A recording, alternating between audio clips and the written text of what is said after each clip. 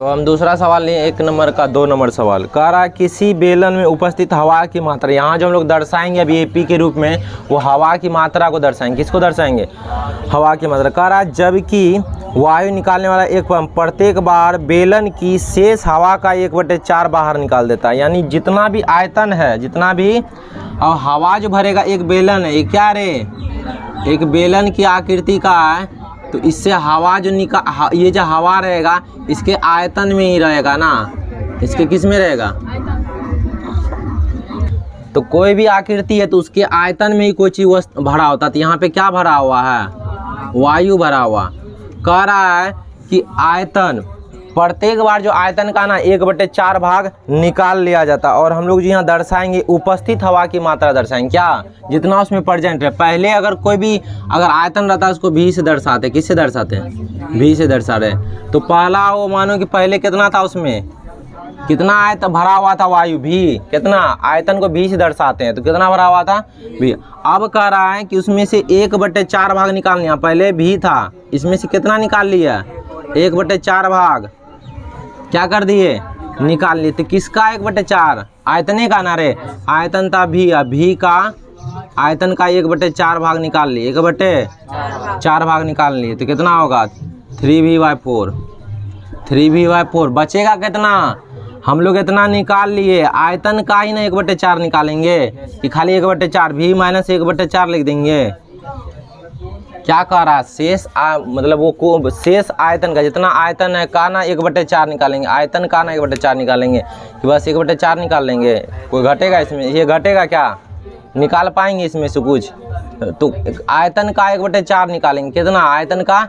तो पहले था भी का घटा की तरह बनाएगा तो 3v/4 बचेगा। कितना बचेगा?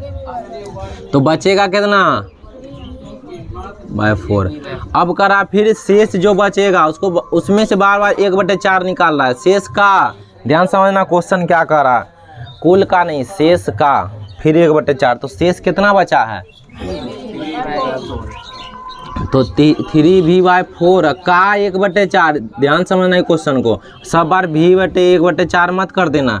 कह रहा है क्वेश्चन प्रत्येक बार शेष हवा का जितना शेष बचता उसका 1/4 निकालेंगे। शेष का 1/4, तो ये 3v शेष था, इसमें से इसका 1/4 निकाल दिया, इसमें से इसका 1/4 क्या करता है? निकाल दिया, मतलब घटा दें।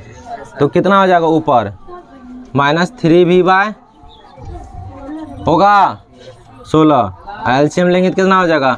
16 12v -3v बराबर कितना बच जाएगा? हाँ 9v/16। तो अगला कितना बच जाएगा? 9v/16। अब फिर कर आप क्या शेष ये बचा है? शेष बचा नहीं इतना रे, ये तो हवा हम लोग निकाल दिए, इतना बचा। फिर इसका 1/4, फिर इसका 1/4। अब निकालो उसका 1/4।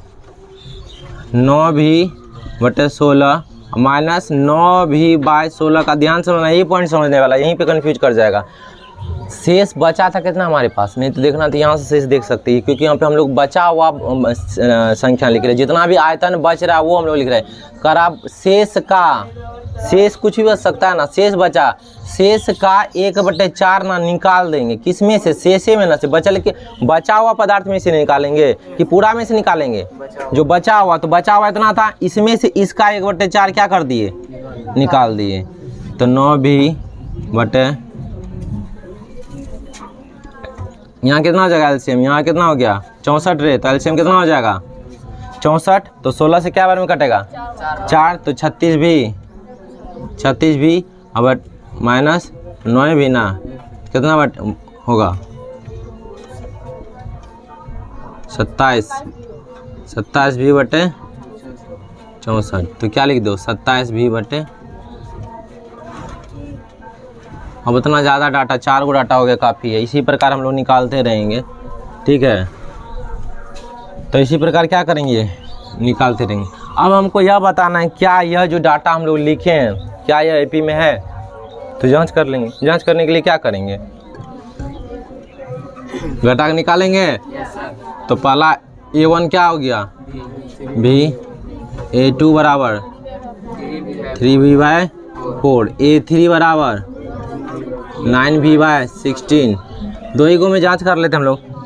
तो पहले निकालते a2 - a1, a2 minus 3v/4 minus v।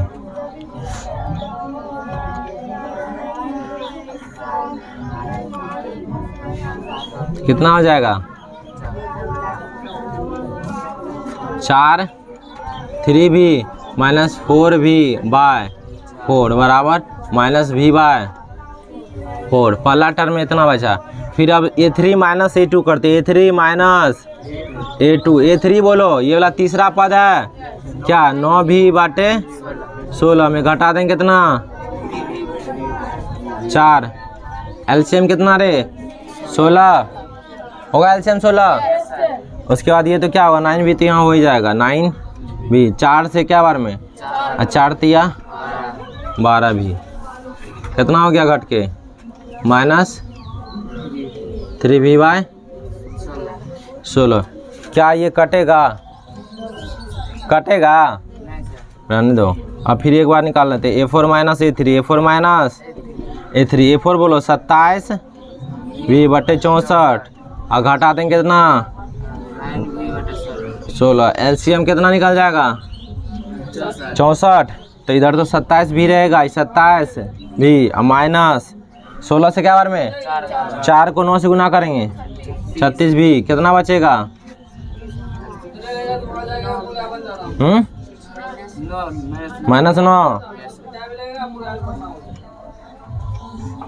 -9 v/64। क्या कटेगा? नहीं कटेगा। अब ध्यान से, यही ना शेष बच रहा है हम लोग का। ये अंतर निकल रहा है, यही ना सार अंतर है। a2 - a1 यानी अगला पद में से पीछे वाला घटा रहे, अगला पद में से पीछे वाला घटा रहे, अगला पद में पीछे वाला घटा रहे। एक का आया -v/4, अगला आया -3v/16, अगला आया कितना? -9v/16। क्या ये सार्वंतर बराबर अंतर है? इसका बराबर अंतर नहीं है। तो क्या कहेंगे? यह एपी में होगा। हाँ, चूँकि किसी भी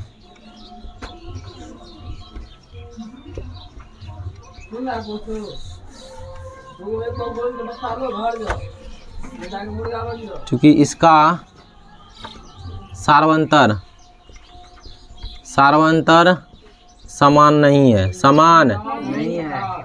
नहीं है।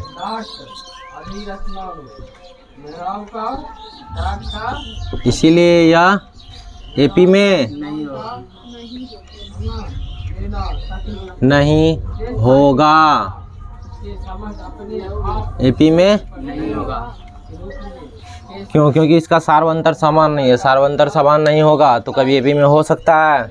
नहीं हो सकता। तो ध्यान समझना, पहले हम लोग भी कुछ भी मान सकते, भी मानो, ए मानो, बी, जेड मानो, कुछ नहीं।